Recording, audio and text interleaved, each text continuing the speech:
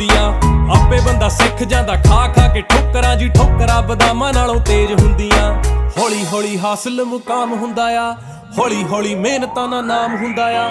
ਪਹਿਲਾਂ ਪਹਿਲਾਂ ਹਰ ਬੰਦਾ ਆਮ ਹੁੰਦਾ ਆ। ਦੁਨੀਆਦਾਰੀ ਚੋਂ ਜੋ ਤਰਾਸ਼ ਬਣਦੇ, ਆਪਣੇ ਤੇ ਰੱਖ ਵਿਸ਼ਵਾਸ ਬਣਦੇ ਹੋਏ। ਆਮ ਜਿਹੇ ਮੁੰਡੇ ਵੀ ਨੇ ਖਾਸ ਬਣਦੇ, ਆਮ ਜਿਹੇ ਮੁੰਡੇ ਵੀ ਨੇ ਖਾਸ ਬਣਦੇ ਹੋ। ਆਮ ਜਿਹੇ ਮੁੰਡੇ ਵੀ ਨੇ इब आम नहीं है छोरे, बदनाम थे जो छोरे, बड़ा नाम हो गए छोरे, गुमनाम